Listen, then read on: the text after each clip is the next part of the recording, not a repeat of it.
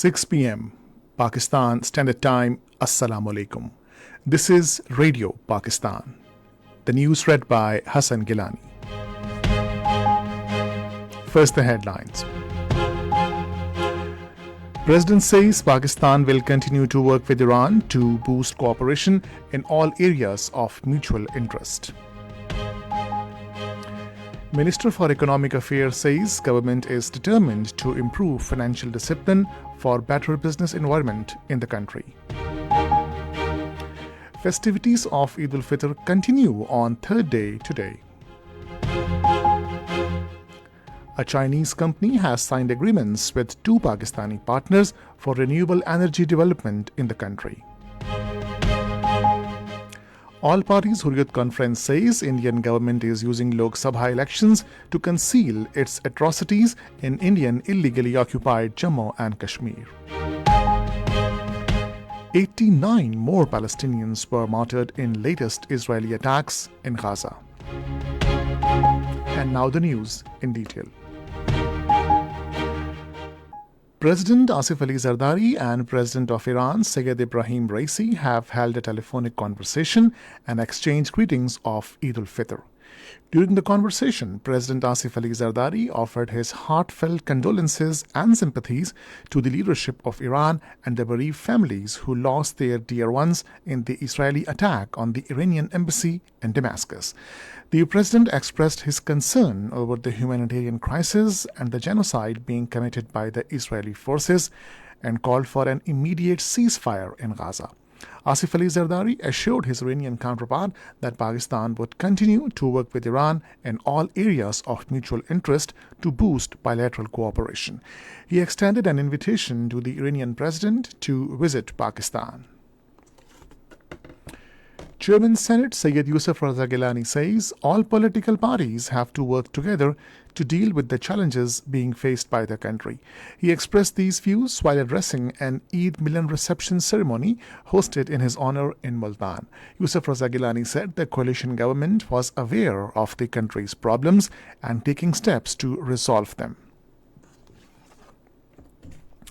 Federal Minister for Economic Affairs Ahad Chima has termed the Asian Development Bank Outlook Report for April 2024 as a validation of the government's correct economic policies. In a statement issued by Economic Affairs Division in Islamabad, he said the report portrayed positive prospects for Pakistan's economy under the leadership of Prime Minister Shehbaz Sharif. The minister said that the government had started working towards a stable and sustainable economy. He said the inflation was decreasing in the country and this had also been confirmed by global financial institutions. Ahad Chima said the government had been working to improve financial discipline and promote investment for business and for better business environment in the country.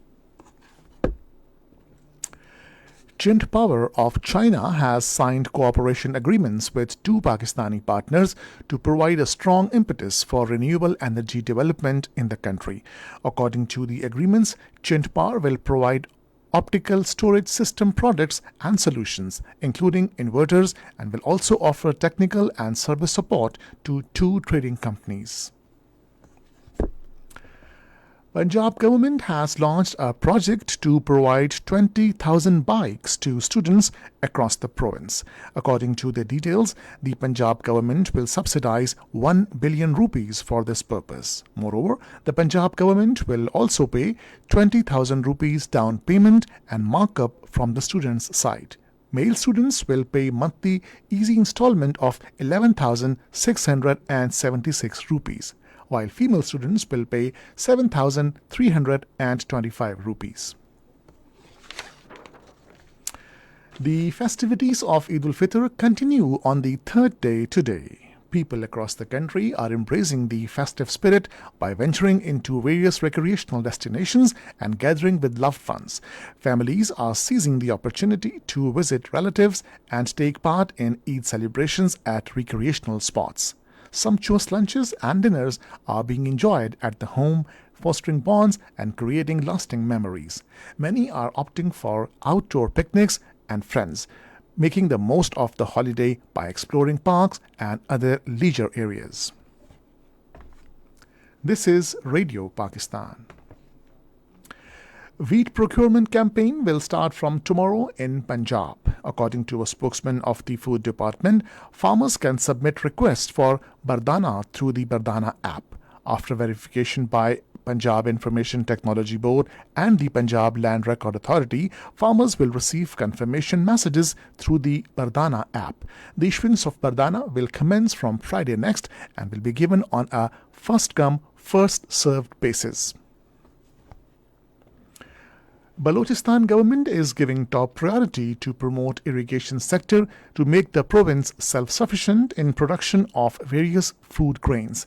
In this connection, 100 new small check dams are being constructed in Quetta and its adjoining areas. Similarly, dams are also being constructed in Gwadar, Kharan, Kech, Avaran, Panjgur and Khusdar districts to irrigate thousands of acres of land in these districts.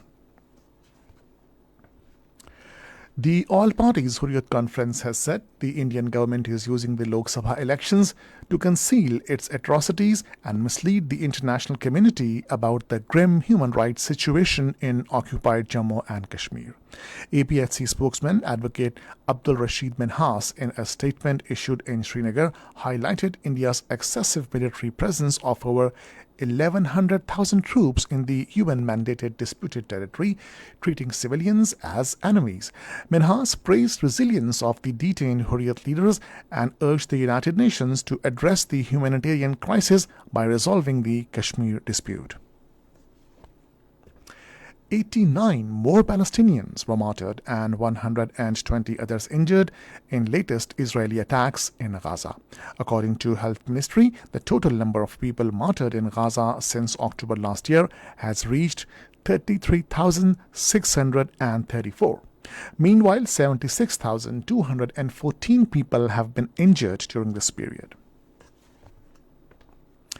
UN Security Council has expressed concern over Israel's killing of 7 aid workers of the World Central Kitchen in Gaza. A press statement of the UN said Israeli forces have killed over 200 aid workers in Gaza during the ongoing conflict, more than 3 times as many humanitarian aid workers killed in any single conflict recorded in a single year. U.S. Secretary of State Antony Blinken has asked China's foreign minister and other counterparts to use their influence to dissuade Iran from striking Israel. State Department spokesman Matthew Miller told reporters in Washington that Antony Blinken spoke by telephone to his Chinese, Turkish, Saudi, and European counterparts and made it clear that escalation is not in anyone's interest. U.S. President Joe Biden says his country will defend the Philippines from any attack in the South China Sea.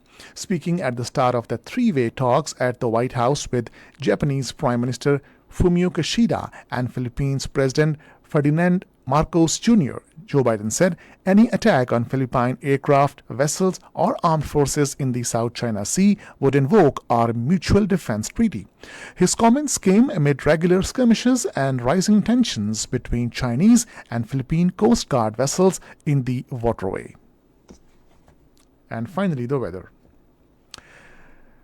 Rain and windstorm with thunderstorm is likely in Khyber Pakhtunkhwa, Balochistan, Upper Sindh, Islamabad, Punjab, Gilgit-Baltistan, Kashmir and adjoining hilly areas during the next 12 hours. Heavy fall and hailstorm is also likely at isolated places in Upper Khyber Pakhtunkhwa, Kashmir, northeastern Balochistan and Punjab, while snowfall is also expected on high mountains in Upper Khyber Pakhtunkhwa.